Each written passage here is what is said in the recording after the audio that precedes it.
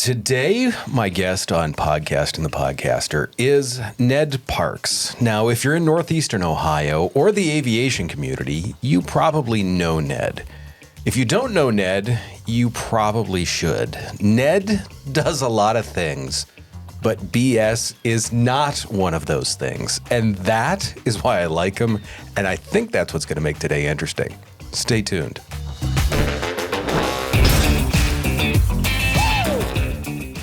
Thanks for coming on, Ned. I know you're a busy guy. Fairly busy? Yeah, pretty busy. I don't see you sit much. I have an example or a saying of how busy I am.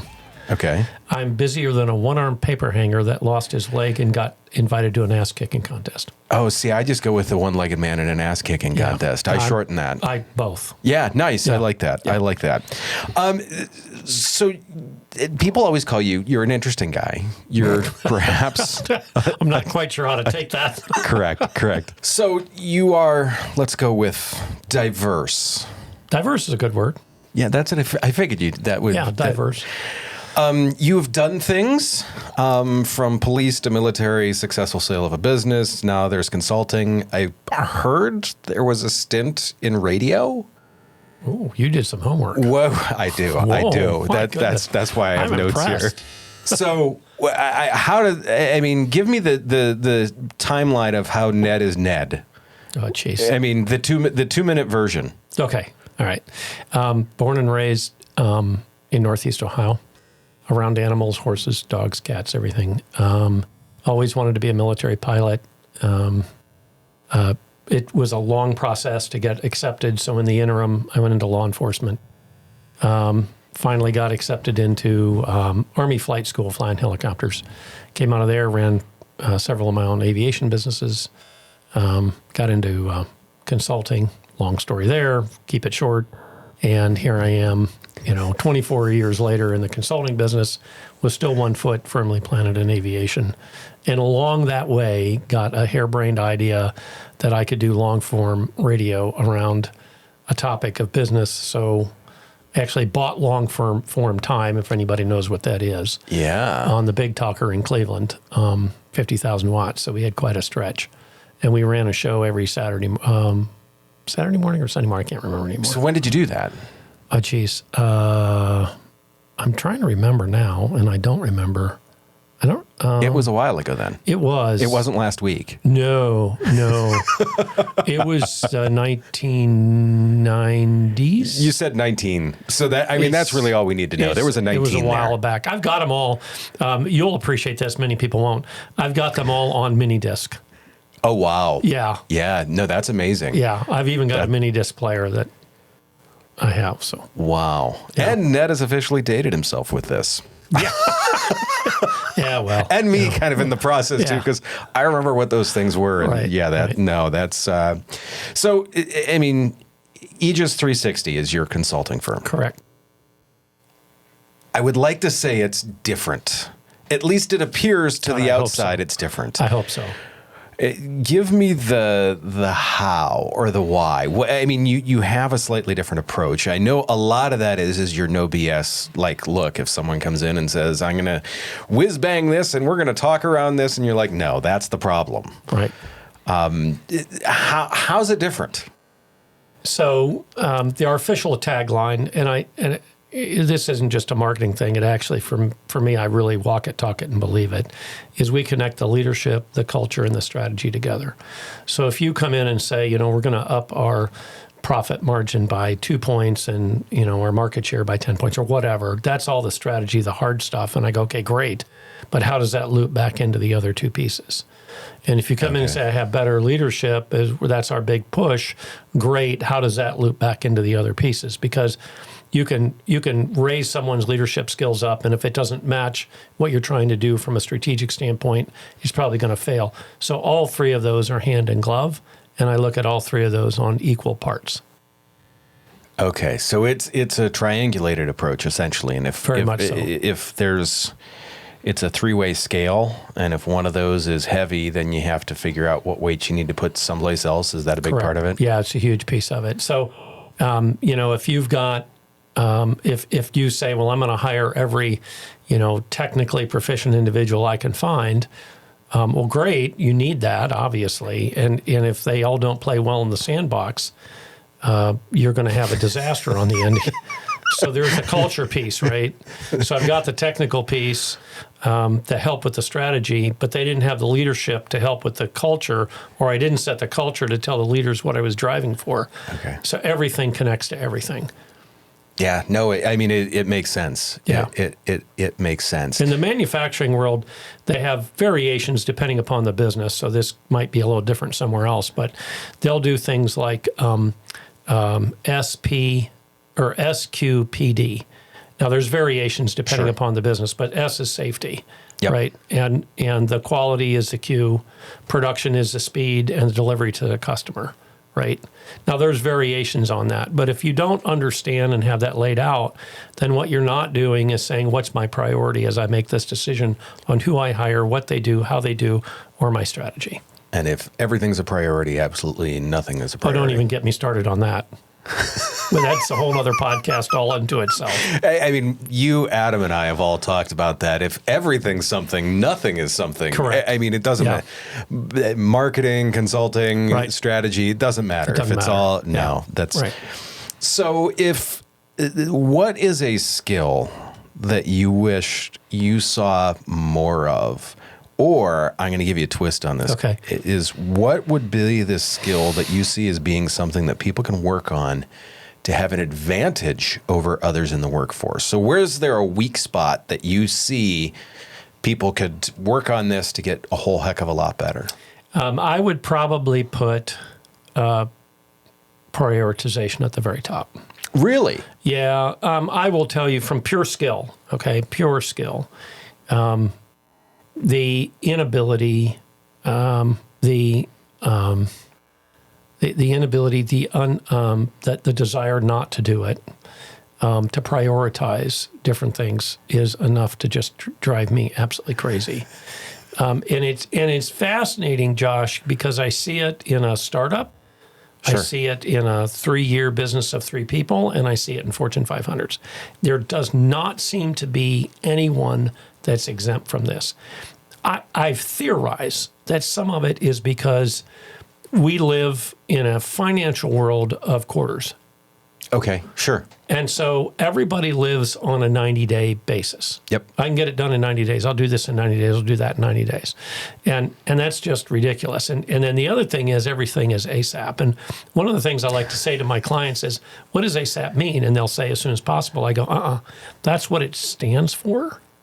I don't know what it means. ASAP this minute, this hour, this day, this week, this month, this year. And they go, oh. And then I say to them, and I love doing this to leaders, because what I'll do a setup and I'll make them, they get angry with me. I'll say, tell me all the tasks you've given to Bobby. And so they give me all the tasks. I say, great. I go, they're all ASAP. Yeah, which is more ASAP than the other one?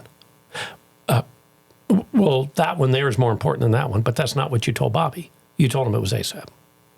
That makes sense. So and it even goes to a much larger basis. You know, we have 19 initiatives for the company this year, right? We're going to, pierce the auto market. We're going to go to healthcare. We're going to do blah, blah, blah, blah, whatever. And we don't prioritize which we need to do first, second, and third. And I don't care what anybody tells you, you can't do them all at one time. No.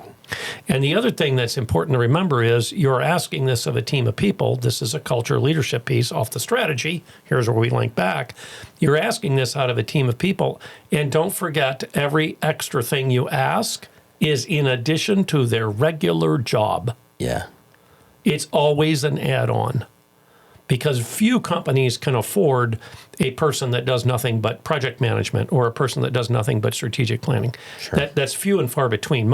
Most have to be really large to be able to afford that luxury. Great if you can do it, but most can't. Right.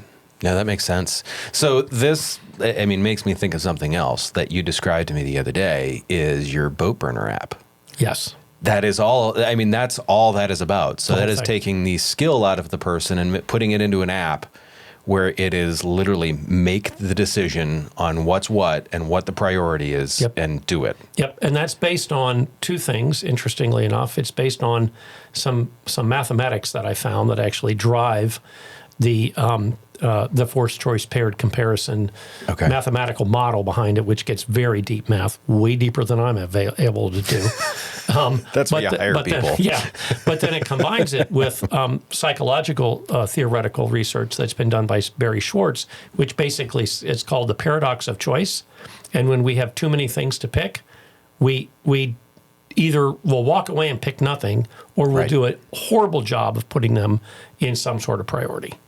That makes sense. Yeah, it's actually fascinating. So the app forces you to pick just 2 things at a time. I get it. Yeah.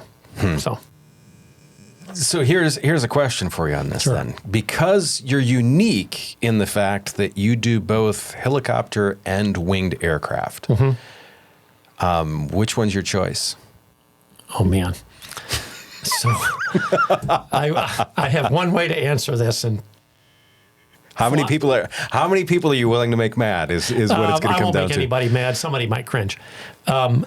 Flying a helicopter is the most fun you can have with your pants on. Okay. That answers the question right there. That totally answers it. So the flip side of that, which one would you rather crash? Oh, helicopter every day. Really? Oh, absolutely. Why would that be? Because I can put a helicopter down in a parking lot, and if I'm really good, not damage the helicopter at all. Even if I'm moderately good, it's a walk away. Because the helicopter can land with little to zero forward motion, and so I don't hit stuff that collapses my living environment. Like in an airplane, the best I can do is have a full stop crash into trees or building or something at 50, 60, 70 miles an hour. That never ends well. No, I'll take the helicopter any day. Never the speed that kills anyone, though. It's the stop. It is the sudden stop. 100%. That is what does it. So in the military, I'm assuming, you went all over the place or one place, or where's some interesting places that you have been, and how did you end up there? So in the military, I went in and went to Fort Dix, New Jersey for my basic training. Okay. I wish that on no one. and what I'm not wishing on no one is not the basic training. Actually, that was fun. It's the Fort Dix, New Jersey. But the Army's known for not picking garden spots to do basic training. So probably all places were just as undesirable as the other. It wasn't Pebble Beach. No, it was not. And then went to Fort Rucker, Alabama, now known as Fort Novosel. And that's where we went through flight training. That's the aviation center of the Army. And then I went to South Korea. No kidding. Yeah, I was there for 12 months on a what they called a 1-year unaccompanied tour. And when I first got my orders to go, I almost passed out. I thought it was going to be horrible. I was there 3 weeks, and I went, this is the best thing that ever happened to me. I absolutely fell in love with everything over there. No kidding. I begged the Army to keep me there. I begged them. I said, please leave me here. And they said, nope, you're done at the end of the year. No, you don't understand. I love it here. Good for you. You're leaving. If I feel like it so much, you can move back. Left me, right? Yeah, but you can move back later. Yeah, but I'm telling you what, I loved everything from the landscape, the country, the history, the food, the people, the flying that I did in the Army, the actual job I had in the Army. There wasn't anything about it I didn't like. I just had a blast. I got to do things and see things that most people will never see in a lifetime. Sure. I got to go to. I always love to do this in two truths and a lie. I always like to put on there that I've been to North Korea. And everybody always picks that as a lie. It's actually true. And I was there legally. How did that happen? What's the quick story behind this? Did you get lost? No, I did not. The really quick story is where they have the Truce Village in Panmunjom. Yeah. They have a building there that is equal parts in South and North Korea. There's a yellow line that's actually painted all the way through the middle of the building. And when you're inside that building, you're allowed to walk in that. It's one room. You're allowed to walk wherever you want. And there's a sign up. It says South Korea this way, North Korea that way. And I have a picture of myself in my military uniform standing on the North Korea side. And it was perfectly legal. And what's interesting is the North Korean guards are looking at you through the window. And since I was in military uniform, they're taking pictures. And there were very strict rules. I had to have my name badge on, everything. Sure. So I'm sure I'm in a portfolio in North Korea somewhere. Interesting. Then Interesting. I don't care. Right. No, you don't think they're coming here for you? I don't think so. Not. Okay. I'm the least of their worries. I'm going to go ahead and think you're right on that one. Yeah. I found a quote from you. Oh, boy. Oh, boy. You'd rather have 10 great questions Yeah. than one great answer. Yeah, 100%. Explain. I've been saying that for a very long time. And the hot quote now out is from Ted Lasso about be curious, not judgmental. Sure. And if you haven't seen that, even if you don't watch the whole series, please go find the dartboard I've seen that scene on YouTube. And I'll tell all of your listeners, please go find that because there's such a deep message to that. And I've always said, be curious, dig around, try to learn something new. And when you're problem solving, ask a lot of questions, but ask good questions. Understand what the difference is between a good and a bad question, or a question that drives you. Sometimes a question can drive you to an answer, and you don't want it to drive you to. You want to uncover whatever it is that you're looking for. So I think that's really important. And with 10 bad questions, I'll never get the right answer. But with 10 good questions, I probably will find the right answer. So I tell people all the time, teach yourself about questions. There's lots of books written about it. I even attempted to write a book on it, and I never finished it. I probably should someday. But I put a lot of study into questions, and I find them fascinating. And so that's the one thing I'll tell you. The short lesson always is be careful about asking a question with an assumption built into it. I agree.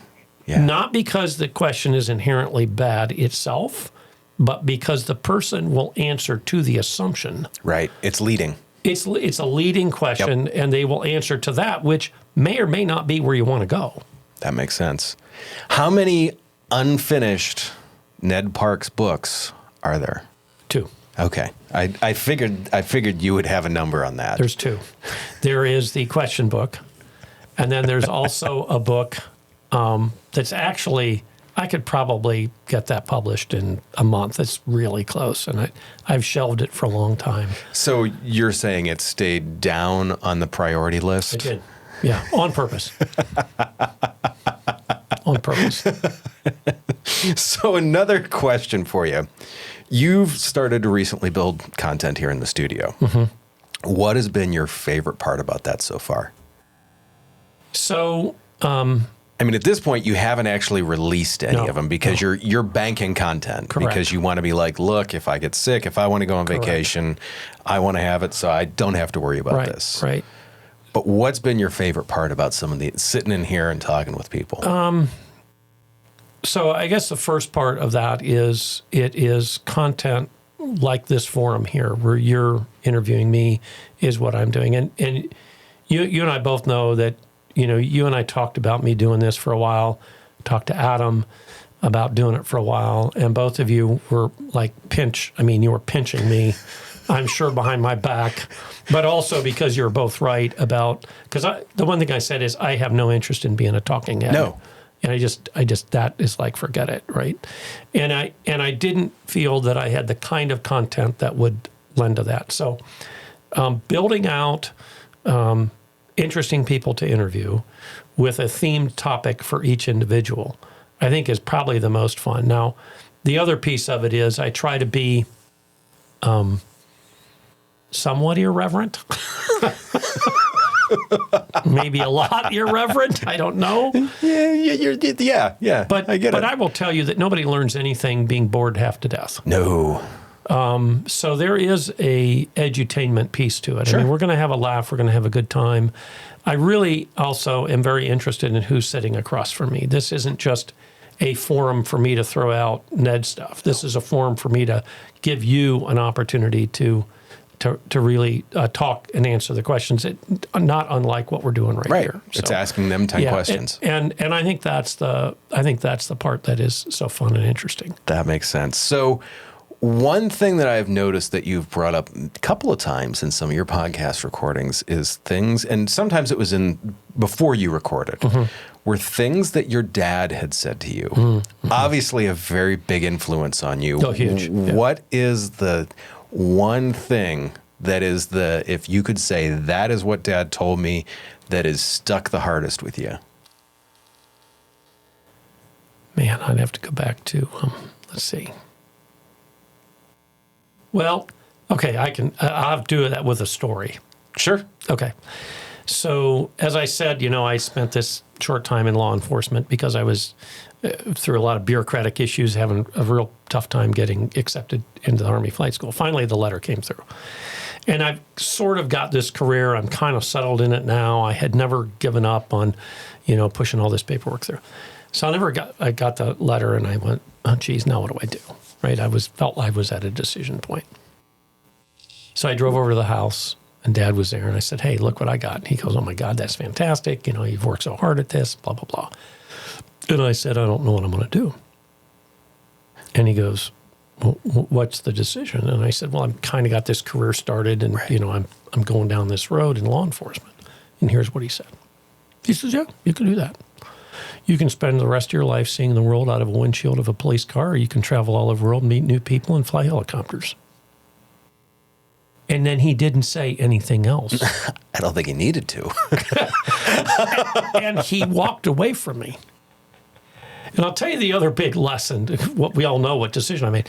I think the other big lesson was interesting is early on, I started off as a dispatcher in the police department. Okay. And I found out that the trash collector made more money than I did. And I was at home and I went nuts. I was, ranting and raving in the kitchen and blah, blah, blah, blah, blah. And Dad did not say one word to me. Little did I know that the guy that owned the trash company, this is before the days of the big behemoths, right? Right. Was a good friend of my dad's. So the next day he goes over and he goes, hey, do you have an opening? He goes, sure, I've always got openings for, he goes, I think right. my son's interested. He goes, man, he goes, I know Ned, Yeah, bring him on. Bring him on. So Dad got me an application. I come in one day later after my rant. This was one of the biggest learning moments of my life, Josh. I come walking in the kitchen and there's an application there. And I said, what's this? He said, application for a driver for the trash company. The guy that owns it's a longtime friend of mine. And I go, well, what's it here for? He says, so you can fill it out. I go, I don't want to drive a trash truck. He said, then shut up and go to work. And quit worrying about what other people make. That's a lesson. And then in Dad's form, turned around, walked out of the room. Because the conversation's now over. And that to me is the thing that George Costanza only mastered for the one episode of Seinfeld where he's like, it's the high note, I'm out, I'm leaving. Yeah. I'm leaving. It was like every time Dad opened his mouth, it was a drop the mic moment. Drop it and every leave. last one of them. That's amazing. Yeah. It's funny because I can see a little bit of this here, and I think that segues well into my next question. I've seen you, I don't want to say mad. Let's go with frustrated. Okay. That's polite. Right. Are you the master of euphemisms or right, what? Yeah, I'm trying to be here. You never get rattled though. And you never lose your mind that I've seen. Not to say it's never happened, right. But to me, it goes along. And what I wonder is that Ned or is that pilot Ned? Because I know with anything FAA, it is, okay, here's step 1, step 2, step 3. We're on fire in the air. Here's step 4, step 5, step 6. Is that just default Ned or is that pilot training Ned?